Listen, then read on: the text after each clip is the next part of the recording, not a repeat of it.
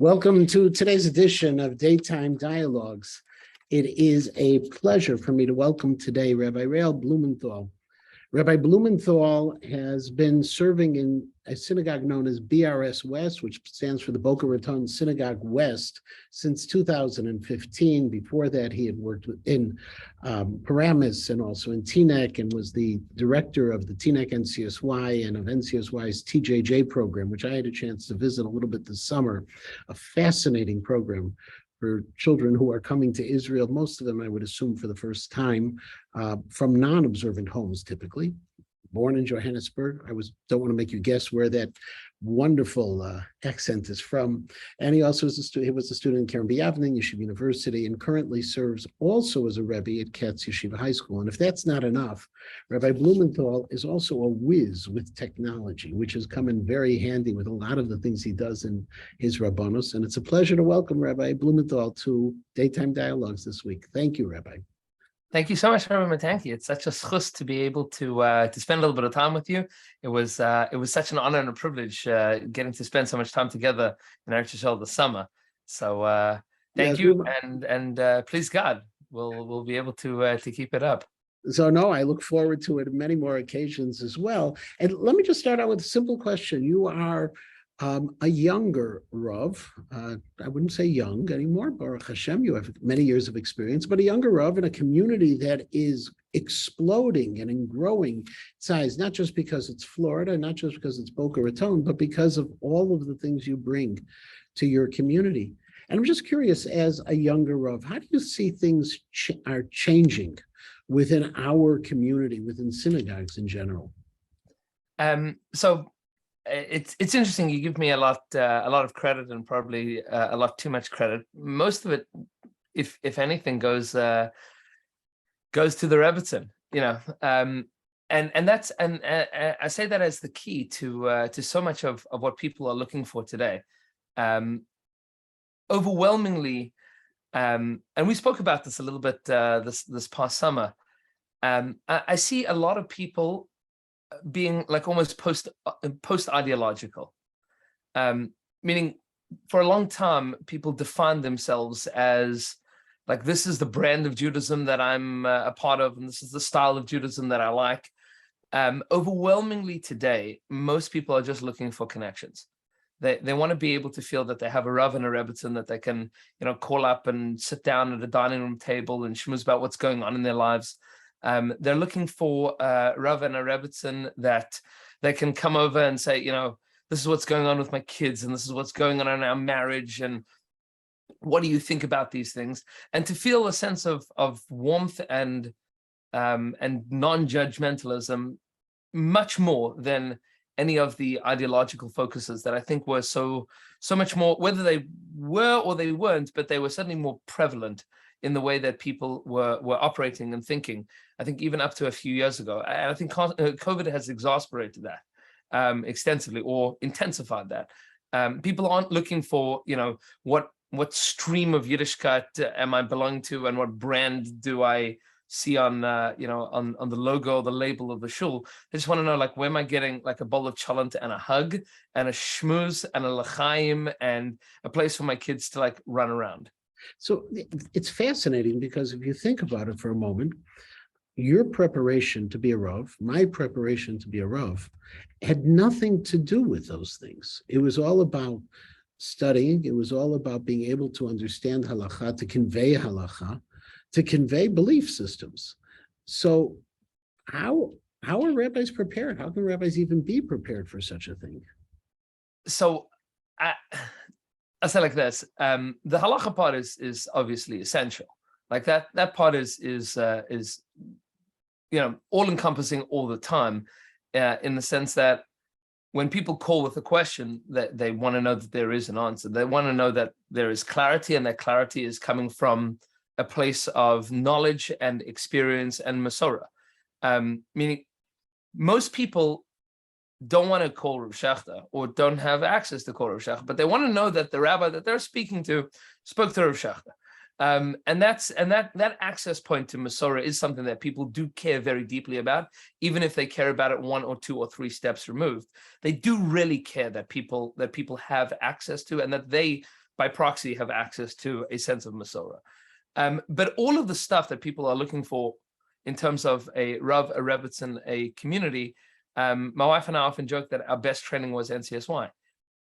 Meaning when we had kids over at our house and, we would have a tish on a Friday night with over 100 kids. We did that three, sometimes 4 times a month. And just hundreds of kids would come through our house, and we got the training on how to host and how to have people over and how to manage a crowd of people and still be able to have meaningful conversations. That was our training ground. Now I understand that YU is doing a lot more these days. Even then, when I finished smicha like a decade ago plus, but YU is doing a lot more these days in terms of that kind of training. But to a large extent, a lot of it just comes from, on the ground stuff. Yeah, but I'm sorry to push a little bit. Yeah. Because I understand your point, but when you say that they're looking for a connection to Masorah, doesn't that also mean that they're looking for some brand? It may not be that they're looking to identify themselves as the brand, but they want to make sure that the person they're going to, the shul they're going to, is of a certain hashkafa, does have a certain viewpoint on the world. So, I mean, yes and no. It depends in which areas. Meaning, if I tell somebody that, that's a really important and interesting question that you asked, and we spoke to Rabbi Shawais about it, they'll say, okay, great. That's great. Like, that's fine. Or, Reb Moshe says like this, and the Tzitz Eliezer says like that, and Reb Shlomo Zalman says like that. Like, people don't necessarily need to hear that, that's a Rabbi Soloveitchik basket. And I say that in the sense of like, most people aren't even asking that follow-up question. Well, like, what did the Rav hold about that? Not to say that people don't care. People very much care. But I'll say it like this: the success of Chabad and that model is almost what we're seeing kind of across the board with communities that are growing, which is it's about love, and it's about warmth, and it's about engagement, and it's about a fealty to halacha and to Masorah, where people want to know that I'm not getting judged for the brand of Yiddishkeit that I adhere to. But if my question is being answered by Rav Moshe Feinstein, or by Rav Shlomo Zalman Auerbach, or by the Lubavitcher Rebbe, or by Rav Soloveitchik, that's okay. Like, we're good with that. Like, we don't necessarily, if I have a shita in the way that I want to live my life and Rav Soloveitchik holds of it, that's great. And if I have a shita in the way that I want to live my life and Rav Shlomo Zalman Auerbach holds like that, that's great. And that's what I'm saying. I mean, that almost post-ideological identification, I think, is, most people don't really spend a lot of time pontificating about their hashkafa. I'm not saying that it's not important to people, but it's a lot lower down on the ladder of priorities. So would it be fair to say that it's an entry point prerequisite, but not necessarily how they will identify? They'll be willing to go to an Orthodox shul. They're not, even if their own lifestyle may be not fully in an Orthodox way of life, but the shul they want to go to is an Orthodox shul, but they're not flying Orthodox flags. I'm OU, I'm this, I'm that. No, overwhelmingly, I believe in Orthodoxy, I believe in Torah, I believe in Masorah. That's great. What version of or a brand of it, Rabbi, you figure that out. Like, that's okay. Just tell me what the din is. I'll tell you if I want to keep it. I'll tell you, well, I won't tell you if I want to keep it. I'll ask you if there's anybody else that has a different opinion, and that's all good. So what's your favorite, as a Rav, what's your favorite kind of program to do that you think touches the people the most? You do a lot of programs, you and obviously also Rabbi Goldberg at the main BRS. What's the favorite one that you do? So everything involving parents and kids, like youth programming is really the touch point for so many people, because overwhelmingly what I find most people are looking for is to make sure that they are connecting with their kids in a meaningful way about Yiddishkeit. Meaning, and that's two parts. It's the connecting with their kids, which is very hard to do often at home, right? There's a lot going on. There's screens in every bedroom, everywhere, and schedules that are crazy. So connecting with kids is huge, but also connecting with kids about Torah and Yiddishkeit and Klal Yisrael and Eretz Yisrael, like all of those things are things that people are really into. And shul as a platform for that is something that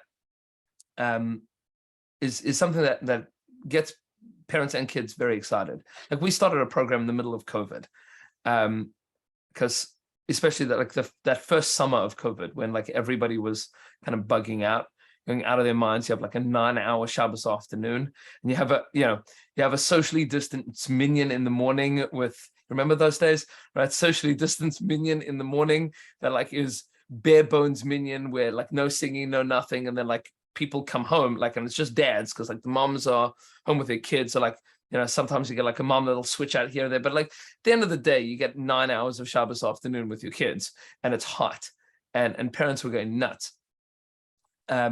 So we started this program called Parsha on the Patio. Thank God we've got a lot of outdoor space that is good and socially distant and shaded. So Parsha on the Patio became a highlight. We would meet like Shabbos afternoon, 5 p.m., kind of with another 3.5, 4 hours of Shabbos to go. And we had like little, like individually wrapped snacks. And a couple of years ago, I put together a rhyming like Dr. Seuss version of the parasha for every week. So we'd read out the parasha, and then we'd ask the kids questions, and parents would like, schmooze, and kids would run around and get their energy out.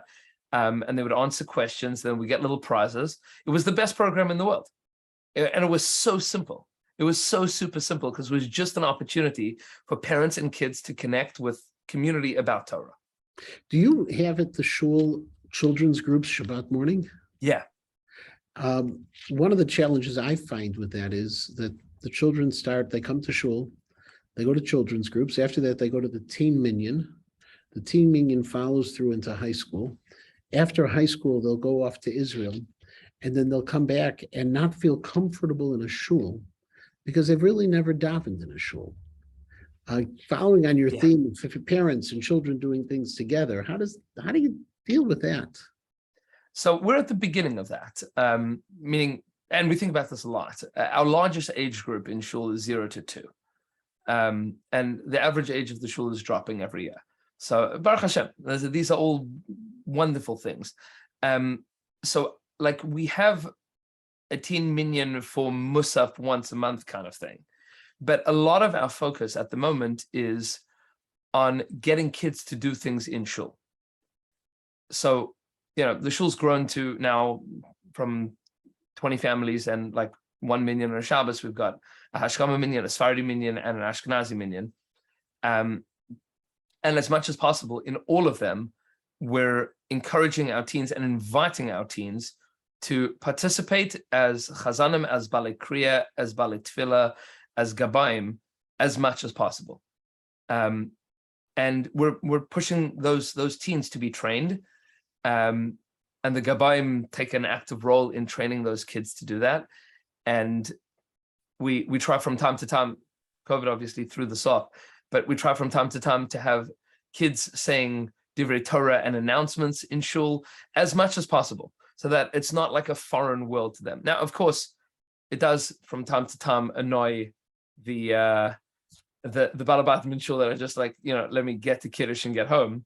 And that's often where like a Hashkama Minion becomes really popular that week, that we're doing, even we announce these things ahead of time.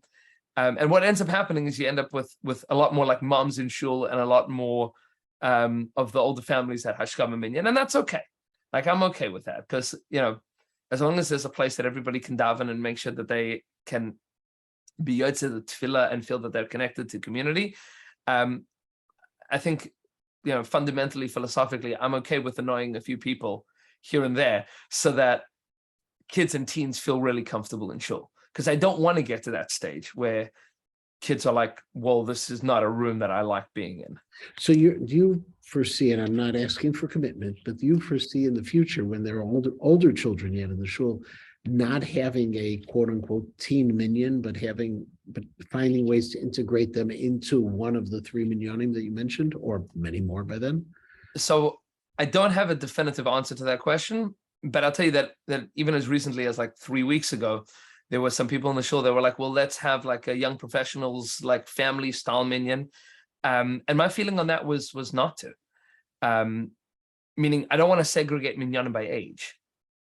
The moment that happens, it's very hard for like people to graduate out of it. And I saw this in a number of shuls that I grew up in South Africa, that, you had the main shul, and then people wanted like a different flavor of davening for younger families with kids being able to run around. And then they created like a younger kind of family minyan, but nobody graduates from those minyanim. You basically just get locked into that model for the next couple of generations. And then what ends up happening is whatever main minyan you have becomes empty. And nobody ever and those absorptions don't happen naturally. So I don't want to have like age segregated minyanim. I'm happy to have time segregated minyanim, and I'm happy to have nusach segregated minyanim, and I'm happy even to have style segregated minyanim, right? But I'm not a fan of the minyanim that are like based around an age bracket. Groups is one thing, and teen minyan as a learning program is another.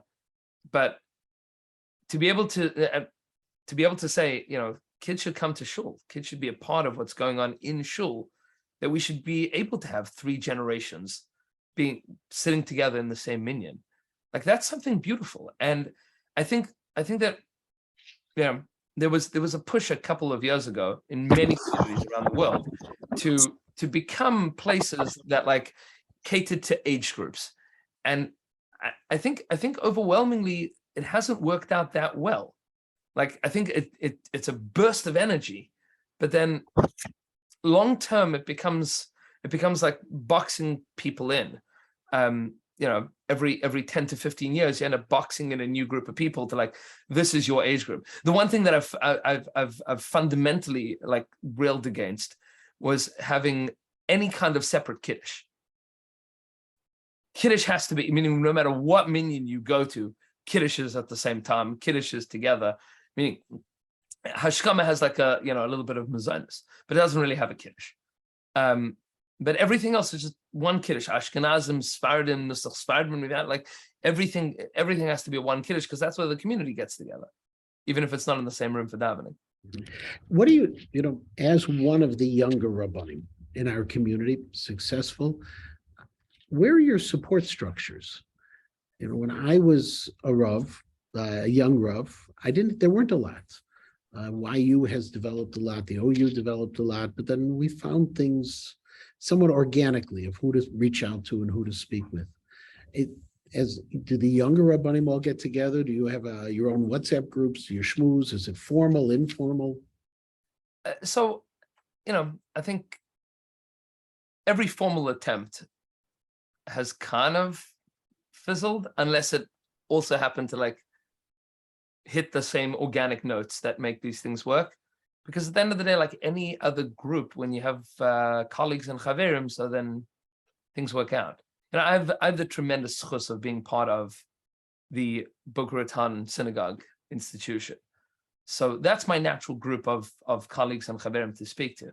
Rabbi Goldberg and Rabbi Moskowitz, Rabbi Magazinish and Rabbi Shabtai and Rabbi Zions and Rabbi Ryan, like all of the teen and youth, and we're all in WhatsApp chats together, and Rabbi Brody in outreach, who we work with a tremendous amount. Like these are things that organically I have like an inbuilt kind of group of chevra to speak to about ideas locally, and then I've got chaverim to speak to around the country as well, chaverim and chavrusas and mentors and colleagues. And Rabbeim and Rosh Yeshiva that are in YU and in KBY that I'm still in touch with. So I don't feel like at lack for that, but it is organic more than it is built in. Now you have a growing shul. You're a Rabbi in Katz Yeshiva High School. Do you have time for yourself at all? So I don't know what that means. I guess you answered it. I'll say it like this. I love what I do. So if you would ask me, if you had another 5 hours a day, what would you do? So I would fill those 5 hours with learning and with connecting with people and speaking to people. That's what I love doing. I happen to be one of the lucky human beings in the world that really loves what I do. Ad kedei kach, and my wife jokes about this ironically and sometimes sarcastically, that like if we won the lottery, she said to me, "What do you want to do tomorrow?" I'd say the same as what I did today. I really truly love what I do. So if I had more time, I would want to do more of it. In terms of like spending time to clear my brain, so running has been like a huge pickup in the last few years. And that's been incredibly helpful and instrumental. I say to people all the time that running is about physical health, but at this point, it's like a lot more about mental health. Because as much as I love what I do, it's a lot, as you well know. And being able to, clear my head and tune out, focus on thoughts and ideas that are internal rather than external. So that's been a huge win. Music, reading, those are the things.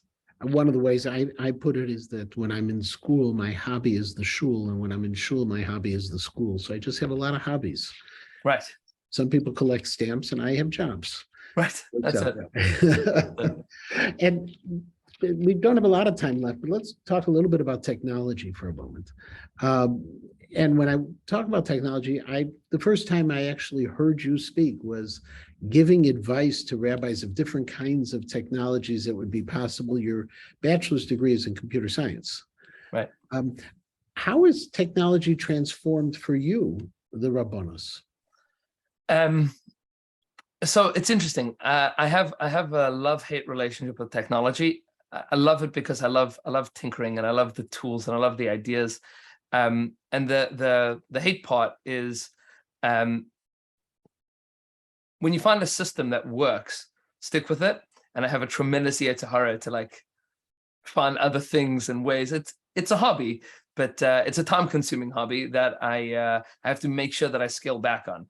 But in terms of like what it's done for me with Rabbanos, so in terms of learning, it's opened up entire new worlds that of access to information and svarim and limud that was never ever possible before. So I love svarim. It's I love the physical tactile feel of a sefer, and I love learning out of svarim. But in terms of preparing shirim and researching areas in halacha and hashkafa and in iyun and in lamdas, so having access to everything, right? Like almost everything that's ever been written, with Control F to search for things is magnificent, and the speed at which I can find information and research information is considerably more than what I would ever have been able to accomplish, were it to be that I was born in Vilna 200 years ago. So like, I love the fact that I have all of that available to me. The other thing that I find incredibly helpful is the ability to find an idea, and then I have a whole system of this that I've spoken to a lot of other Rabbanim before. If I find something great, just because I'm researching one idea and I happen upon another, and I'm like, that would be an amazing drasha for, I don't know, Parshas Vayigash next year. So I'll put it into an Evernote account, my Evernote folder, and I'll tag it for the Sunday before Parshas Vayigash next year. And then, lo and behold, that day it'll pop up on my phone and my computer saying, remember that really good idea that you had for a drasha for Parshas Vayigash. And I do that with people as well. Like, there's kids in the shul, Baruch Hashem, as they're growing up, like I'm preparing their bar mitzvah drashas every year. Like, a kid will do something funny or will share an idea with me about, that'll be great. So I know when their bar mitzvah is going to be, because here they are in the shul, the bar mitzvah is booked, it's on the calendar. So I'll look up when the bar mitzvah is, and I'll say, you know what, the week before that kid's bar mitzvah, this idea is going to pop up from now. And that'll be great, because, the chances of me relying on my own brain to remember that stuff is, but to be able to use technology for that is magnificent. In terms of giving shirim, is it basically what we're doing? This show started in the heat of COVID, we're in our third year now, was the only way we could communicate with people. But are you doing a lot of things still online? So I try not to. I try to offer online things as an extra, but the more that we could do in person, the more it really it focuses the goals of connection. Because while online is an amazing opportunity for information, it's difficult to make connections. It's difficult to feel the the warmth of a conversation when you're staring at like a whole bunch of black boxes. So like, this is great. Like me and you having a schmooze together. That's, myself and Rabbi Yaakov Trump have a chavrusa that we still do on Zoom. He's in New York and I'm in Florida. So that's cool. But in terms of being able to connect with a group of people, that's very hard to do with little boxes on a screen. So I try as much as possible. We have a couple of regular shirim, and if somebody can't make it one week and says, can we put it on Zoom as well? Yeah, sure, we can do that. But sitting around the table and being able to feel that together is really valuable. I'll share with you that unfortunately these things happen from time to time, dealing with some situations with Gittin. So one of the Masadri Gittin told me that he found Zoom is an excellent way of having tense conversations in preparation for Gittin. So because it offers just the right amount of disconnect. And that's kind of been my philosophy with shirim being on Zoom. It's good for Gittin, but as much as we can sit in a room together. So I try to push for that as much as possible. The hard question will be the last one also, because our time is really passing quickly, and I thank you for everything. If you were using your crystal ball and you were to say, in a few years' time, what do you think would be the major issues on our agenda, or your agenda as a Rav in Boca, our agenda as a Jewish people? So I'm an optimist, because I think that the past, present, future, and future of Klal Yisrael is directed by the Ribono Shel Olam. And the Ribono Shel Olam wants to see Klal Yisrael living in Eretz Yisrael, Shurim alad Masam, that the Ribono Shel Olam, that's the direction that history is driving us in. Which means that the questions are largely going to be the questions that we have today, which is the top three questions that I get all the time is, how do I make sure that I am living in a world of shalom bayis, husbands and wives getting along together? How do I make sure that I'm building a meaningful connection with my kids and that I'm educating them Torah, mitzvahs, avos Hashem, yirah shamayim? And question number three is, how am I going to afford all of that? I think those three questions are not going to stop. Those are going to be the primary issues that have affected Klal Yisrael for the last 3,500 years, and they will be the questions that will be affecting us at Bias Goel Tzedek. But I think that more and more the question of how do we make Eretz Yisrael a real plan for our family. So those questions, I think COVID made that question much more prevalent, as it should. I think that that's the correct question to be asking. And how do we get to Eretz Yisrael as a family, directing our lives in that general direction? I think that question is going to become louder and louder. But overwhelmingly, I see a tremendously bright future, and it requires holding on. Like I say from the Maggid of Mezritch, that when Mashiach Tzidkenu comes, he's gonna walk around to all of our schools and our shuls, and he's gonna pick up every Jewish kid and kiss them and say, "Gewalt, you held on. The rest of the world was falling apart. They were dropping off, and you held on." And I think that's our avodah, and that's where we're going. We're building worlds of Jews that are holding on. Rabbi Blumenthal, I thank you not only for this interview, but also for your optimism and your enthusiasm. And I think that's the secret to your success, not just that you're a warm person who knows how to have a cholent, a l'chaim, and a hug with all of their balabatim, but also that enthusiasm and that excitement for what lays ahead for the Jewish people. I thank you for your time, and I look forward to getting together with you in person very soon. Amen. Thank you. Anytime you want to thaw out, you're welcome. My office is always 72 degrees, so I never get cold. And sunny. But thank you very, very much. Thank Bye-bye. you, Rabbi. It's such a schus. Have a wonderful day. You too.